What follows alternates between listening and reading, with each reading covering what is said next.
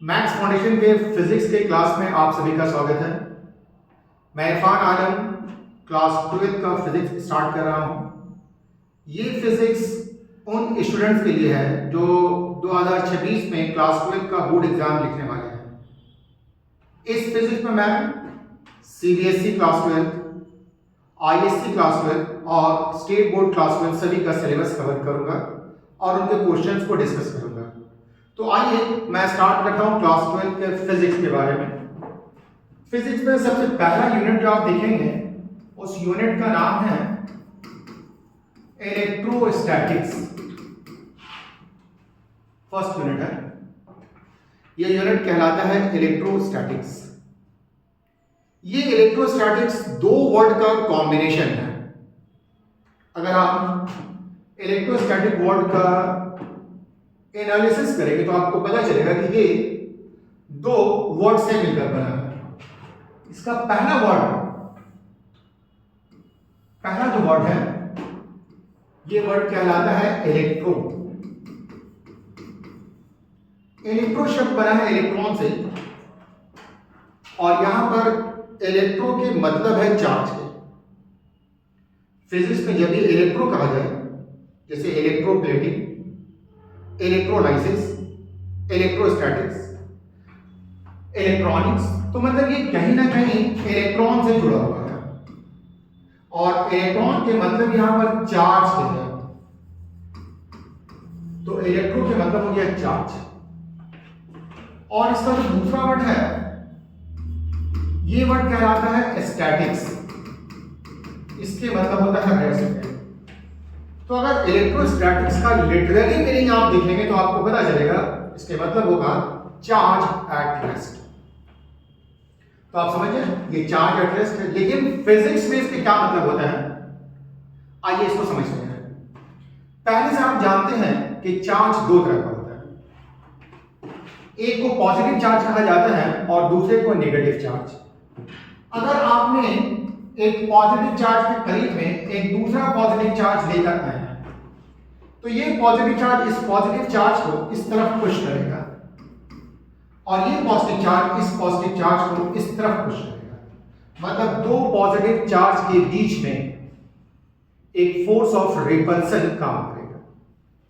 इसी तरह से अगर आपने एक नेगेटिव चार्ज लाया फिर यहां पर नेगेटिव चार्ज आया तो ये नेगेटिव चार्ज इस नेगेटिव चार्ज को इधर पुश करेगा और ये नेगेटिव चार्ज इस नेगेटिव चार्ज को इधर पुश करेगा।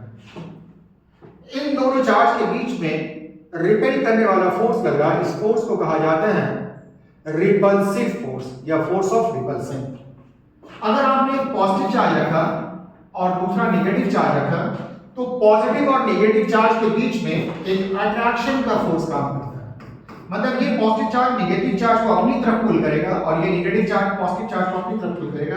इसे अट्रैक्टिव फोर्स कहा जाता है या फोर्स ऑफ अट्रैक्शन कहते हैं।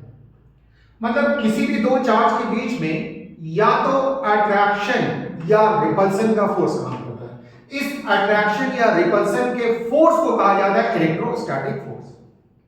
द फोर्स ऑफ अट्रैक्शन और repulsion between any two charges when they are at rest is called electrostatic force. फिर से जानें, force of attraction और repulsion between any two charges when they are at rest is called electrostatic force. तो अभी हम लोग यहाँ पर एक टर्म डिफाइन कर रहे हैं जिसका नाम है electrostatic force.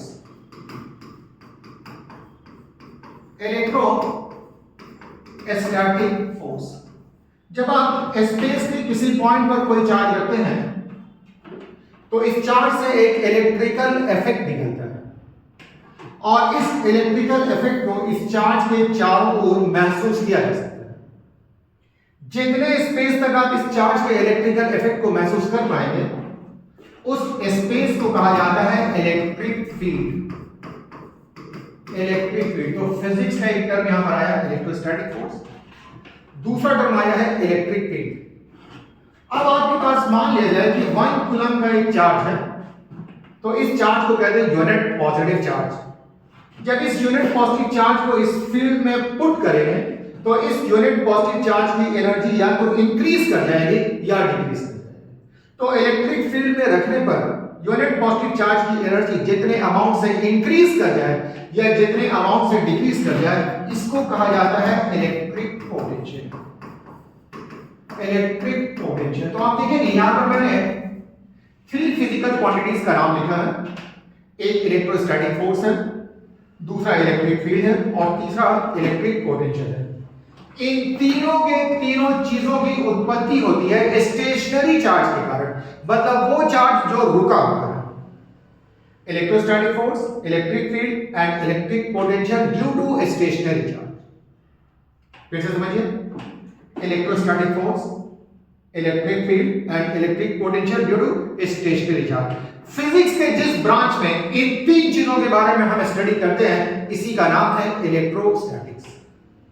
The branch of physics that deals with study of electrostatic force, electric field and electric potential due to stationary charge is called electrostatic। तो आइए हम लोग इलेक्ट्रोस्टैटिक्स का डेफिनेशन लिखते हैं। इलेक्ट्रोस्टैटिक्स का डेफिनेशन लिखेंगे।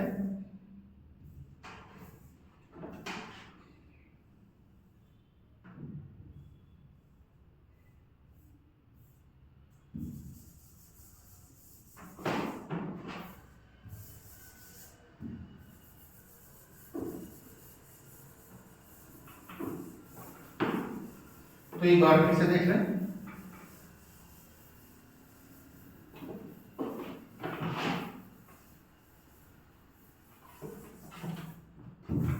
इलेक्ट्रोस्टैटिक्स। अभी मैंने बताया आपको इलेक्ट्रोस्टैटिक्स के बारे में कि ये 2 वर्ड का कॉम्बिनेशन है। इसका एक वर्ड कहलाता है इलेक्ट्रो, जिसके मतलब हुआ चार्ज, और एक दूसरा वर्ड है स्टैटिक्स, जिसके मतलब हुआ रेस्ट, मतलब चार्ज एट रेस्ट। अब हम लोग यहां पर डेफिनेशन लिख सकते हैं इलेक्ट्रोस्टैटिक्स का। क्या डेफिनेशन हो जाएगा? The branch of physics, the branch of physics that deals with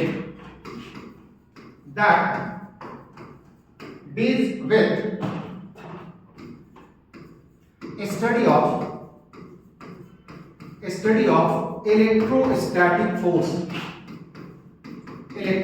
force, electric field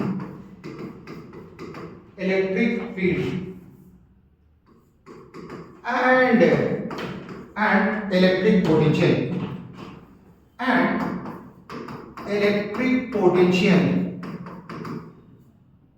electric potential due to stationary charge, is called electrostatics। इसे हम लोग इलेक्ट्रोस्टैटिक्स के नाम से जानते हैं। is called electrostatics। अब आप देखेंगे इस इलेक्ट्रोस्टैटिक्स में मेनली हम लोग को 3 ही फिजिकल क्वांटिटीज पढ़ना है। एक का नाम है इलेक्ट्रोस्टैटिक फोर्स, दूसरे का नाम है इलेक्ट्रिक फील्ड और तीसरे का नाम है इलेक्ट्रिक पोटेंशियल। इस 3 चीजों को पढ़ने के लिए हम लोगों ने 2 चैप्टर डिजाइन किया है। तो आइए इस चैप्टर को देखते हैं। पहला chapter, chapter number 1। Chapter number 1 का नाम है इलेक्ट्रिक चार्जेस एंड फील्ड। ये एक बड़ा चैप्टर है। इसके स्टडी को आसान बनाने के लिए हम लोगों ने छोटे छोटे टॉपिक में डिवाइड किया है।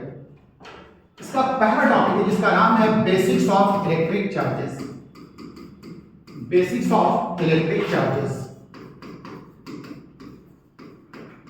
इसमें आप इलेक्ट्रिक चार्ज के फंडामेंटल बातों को स्टडी करेंगे। मतलब इलेक्ट्रिक चार्ज होता क्या है, ये चार्ज कितने तरह का होता है, इलेक्ट्रॉन, प्रोटॉन और अल्फा पार्टिकल पर चार्ज का अमाउंट क्या होता है, चार्ज की यूनिट क्या है। उसके बाद आप सीखेंगे यहाँ पर थ्योरी ऑफ इलेक्ट्रिफिकेशन। उसके बाद आप सीखेंगे प्रॉपर्टीज ऑफ चार्ज के बारे में, और फिर आप इलेक्ट्रोस्टैटिक इंडक्शन का एप्लीकेशन सीखेंगे। डिफरेंट मेथड्स ऑफ चार्जिंग भी सीखेंगे। इसका दूसरा टॉपिक है जिसका नाम है electrostatic force. Electrostatic force and coulomb force इसमें हम लोग किसी एक चार्ज पर दूसरे चार्ज के कारण कितना फोर्स लगेगा, मल्टीपल चार्जेस के कारण कितना फोर्स लगेगा, कूलम्ब फोर्स क्या है, इलेक्ट्रोस्टैटिक फोर्स क्या है, कूलम्ब फोर्स के क्या नेचर है, इन सारी चीजों के बारे में स्टडी करेंगे। तीसरा है जिसका नाम है electric field. Electric field and electric dipole इसमें हम लोग इलेक्ट्रिक फील्ड के बारे में पढ़ेंगे। Electric field due to isolated charge, electric field due to pair of charges, electric field due to multiple charges, फिर इलेक्ट्रिक डाइपोल क्या होता है ये सीखेंगे। उसके बाद electric field due to electric dipole पढ़ेंगे। इसका चौथा और आखिरी टॉपिक है, इस टॉपिक का नाम है electric field lines. Electric field lines and Gauss's theorem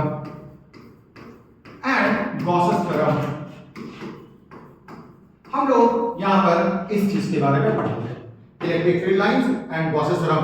मतलब इलेक्ट्रिक फील्ड समझने का एक नया अप्रोच है, इलेक्ट्रिक फील्ड लाइंस और गॉसेस थ्योरम ये पढ़ेंगे। तो पहले चैप्टर में आपको यही 4 टॉपिक्स होंगे। चैप्टर नंबर 2 में आ जाएंगे। चैप्टर नंबर 2 का नाम है electric potential. Electric potential and capacitance. Electric potential and capacitance इसमें अपने पास 2 टॉपिक है। पहले टॉपिक का नाम है इलेक्ट्रिक पोटेंशियल और दूसरे टॉपिक का नाम है कैपेसिटेंस। आपको क्लास 12 में इन दोनों चैप्टर से मिलाकर के टोटल 8 मार्क्स के क्वेश्चन पूछे जाते हैं। ये 8 मार्क्स के क्वेश्चन में multiple choice questions, conceptual question, derivation सभी हो सकते हैं। तो कौन सा डेरिवेशन पूछा जाएगा बोर्ड में ये हम आपको बताएंगे। मल्टीपल चॉइस क्वेश्चन कौन कौन से होंगे ये भी हम आपको जानकारी देंगे। तो आइए हम लोग स्टार्ट करते हैं पहले टॉपिक से। पहले टॉपिक का नाम है basics of electric charges. Basics of electric charges. अभी जैसा कि मैंने बताया आपको कि इलेक्ट्रिक चार्जेस में इलेक्ट्रिक चार्ज क्या होता है ये हम लोग पढ़ेंगे। इलेक्ट्रॉन, प्रोटॉन और न्यूट्रॉन अल्फा पार्टिकल पर चार्ज का अमाउंट कितना होता है ये पढ़ेंगे। चार्ज कितने तरह का होता है ये पढ़ेंगे। यूनिट ऑफ चार्ज क्या है ये पढ़ेंगे। उसके बाद थ्योरी ऑफ इलेक्ट्रिफिकेशन पढ़ेंगे और प्रॉपर्टीज ऑफ चार्ज के बारे में जानेंगे। तो सबसे पहली चीज हम लोग स्टार्ट करेंगे उसका नाम है इलेक्ट्रिक चार्ज। इलेक्ट्रिक चार्ज आप जानते हैं कि कोई भी सब्सटेंस छोटे छोटे पार्टिकल से बना होता है, कोई भी एलिमेंट छोटे छोटे पार्टिकल से बना होता है।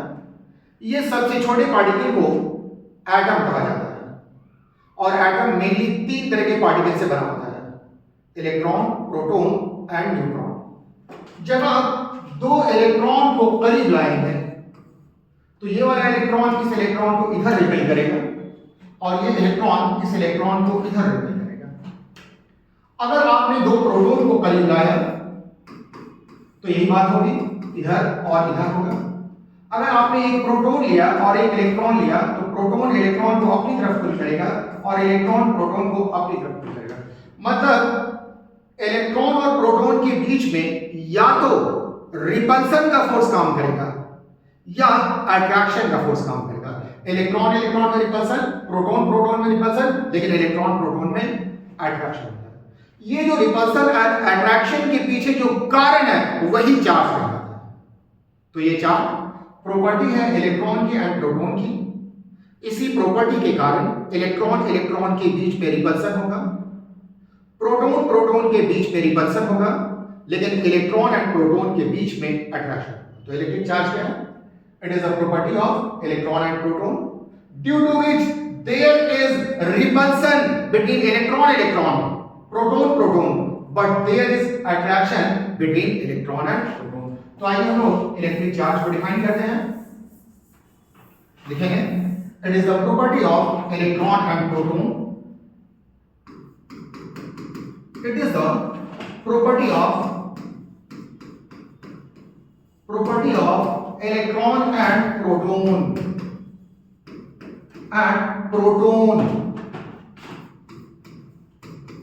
due to which there is repulsion between electron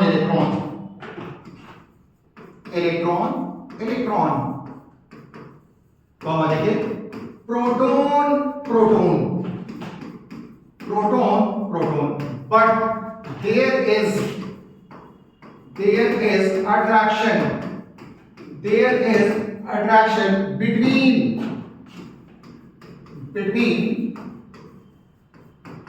electron and proton. Charge ये प्रॉपर्टी है इलेक्ट्रॉन की एंड प्रोटॉन की। इसी प्रॉपर्टी के कारण इलेक्ट्रॉन के बीच में रिपल्सन, प्रोटॉन के बीच में रिपल्सन और इलेक्ट्रॉन और प्रोटॉन के बीच में अट्रैक्शन। ये जो प्रॉपर्टी है इस प्रॉपर्टी को मेजर किया जा सकता है और इस प्रॉपर्टी को सबसे पहले जिस साइंटिस्ट ने मेजर किया है उनका नाम है मिलिकन। इसे मेजर करने के लिए उन्होंने एक एक्सपेरिमेंट किया था जिसका नाम है मिलिकन ऑयल ड्रॉप एक्सपेरिमेंट। इन्होंने एक्सपेरिमेंट करके 1 इलेक्ट्रॉन पर चार्ज का वैल्यू कितना होता है ये पता किया था। तो आइए लिख लेते हैं note 1 Millikan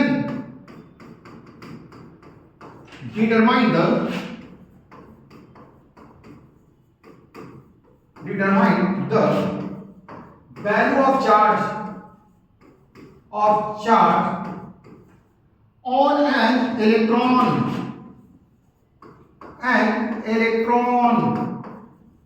by an experiment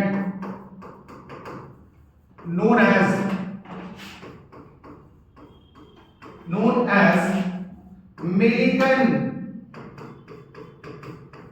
Millikan's oil drop experiment, Millikan ने एक्सपेरिमेंट किया था और इसी एक्सपेरिमेंट के जरिए 1 इलेक्ट्रॉन पर कितना चार्ज पाया जाता है ये कैलकुलेट किया था। तो आइए देखते हैं मिलिकन का कहना था he suggested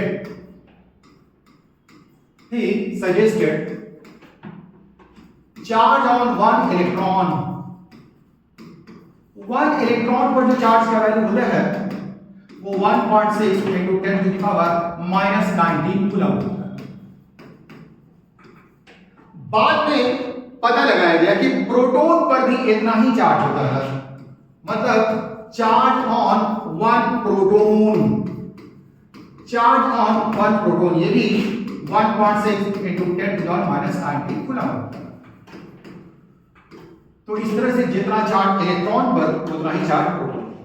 लेकिन मिलिकन ये नहीं पता लगा सके कि इलेक्ट्रॉन एंड प्रोटॉन पर जो चार्ज पाया जाता है दोनों का नेचर सेम है या अलग है। दोनों सेम प्रकृति सेम स्वभाव शो करते हैं या अलग है। बाद में बेंजामिन फ्रैंकलिन ने पता किया कि नहीं इलेक्ट्रॉन और प्रोटॉन दोनों पर चार्ज पाया जाता है लेकिन दोनों का बिहेवियर अलग अलग है। क्योंकि दोनों अलग अलग तरह का बिहेवियर दर्शाता है इसके चार्ज के नेमिंग की जरूरत पड़ी। तो बेंजामिन फ्रैंकलिन ने इलेक्ट्रॉन के चार्ज का नाम नेगेटिव चार्ज रख दिया और प्रोटॉन के चार्ज का नाम रख दिया पॉजिटिव चार्ज। उस दिन से चार्ज दो तरह का हो गया, एक इलेक्ट्रिक चार्ज पॉजिटिव चार्ज और एक नेगेटिव चार्ज। तो एक नोट और लिख लेते हैं बेंजामिन फ्रैंकलिन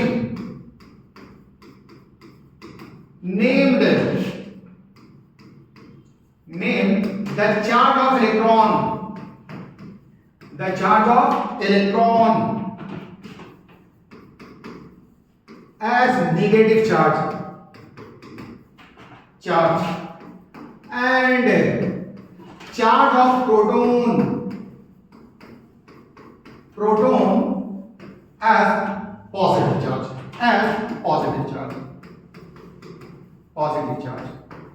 तो अब हम लोग लिख सकते हैं चार्ज ऑन 1 इलेक्ट्रॉन,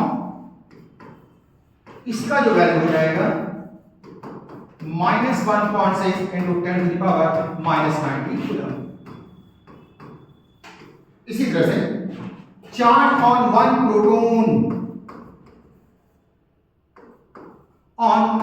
प्रोटोन, ये हो जाएगा +1.6 इंटू 10 टू द पावर -9।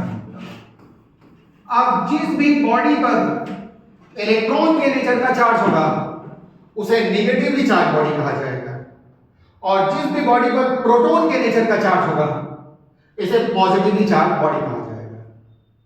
एक पार्टिकल का पता चला जिसका नाम है alpha particle.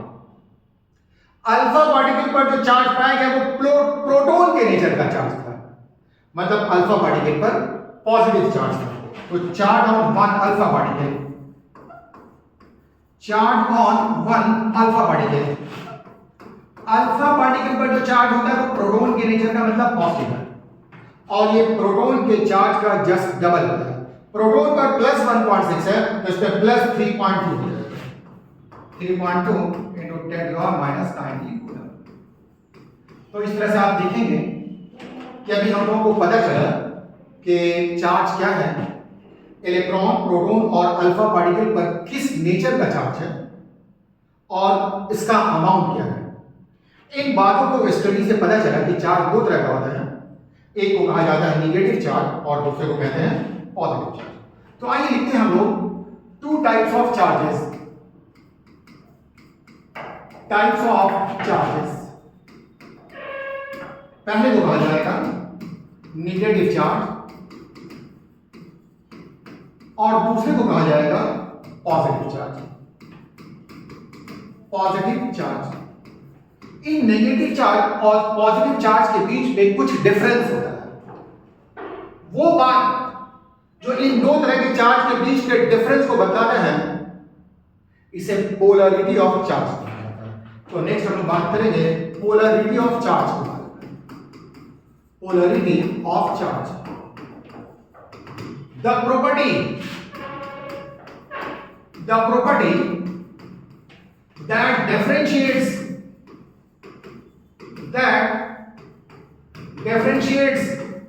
two types of charges,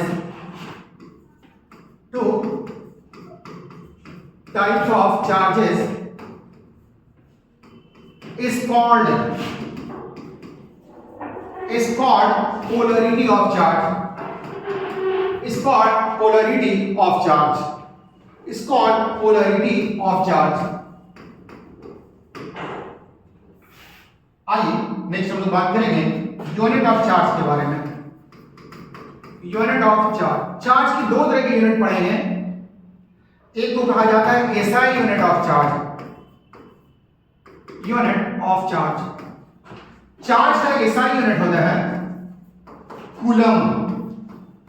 charge का एसआई यूनिट कूलम होता है और इसे सी से लिखा जाता है। चार्ज का